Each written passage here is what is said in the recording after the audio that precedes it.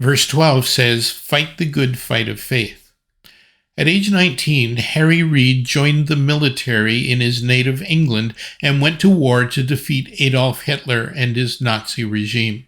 His service included parachuting into Normandy on D-Day. A few years later, he joined a different army, the Salvation Army, as an officer and pastor. We first met him when he was Chief Secretary, second in command in Canada.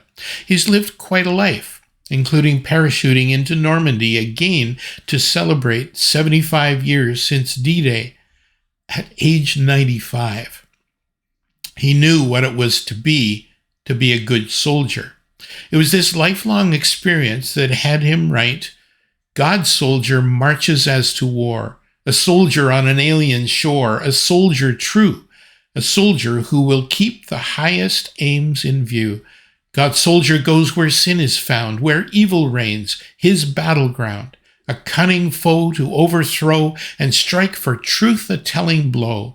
We're going to fill the world with glory. We're going to smile, smile, smile and not frown. We're going to sing, sing, sing the gospel story. We're going to turn the world upside down."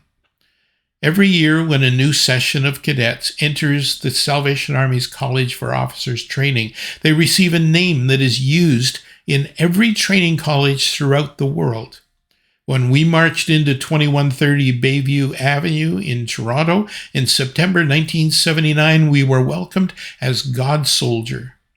Commissioner Reid's song became our unofficial sessional song. Growing up in the Salvation Army meant being quite fluent in the military terminology, which was and still is used. But I think the most powerful part of this metaphor is the recognition that we are part of a spiritual war that has real-world consequences. I'm afraid much of the church has missed this. The war that began in the Garden of Eden continues to this day, and it will not end until Jesus returns to reign for all eternity. Until then, there will be skirmishes and battles, injuries and martyrs.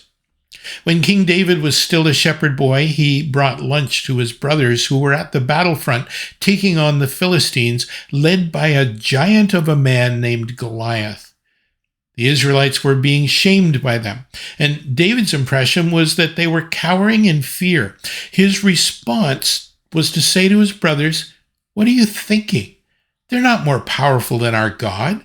You know the story. David stands before Goliath, armed with only a sling and 5 stones, and cries out, "You come against me with sword and spear and javelin, but I come against you in the name of the Lord Almighty, the God of the armies of Israel, whom you have defied.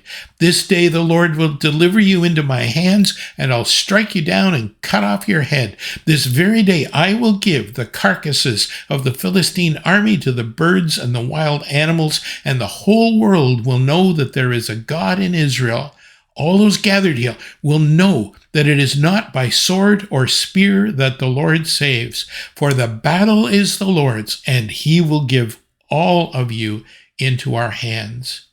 If it was up to us in this battle against the powers of darkness, we would lose. Period. But it's not. Trust him and be a good soldier. Commissioner Harry Reid was promoted to glory on December 21st, 2021. I have a feeling that when he arrived in the presence of God, he reported for duty.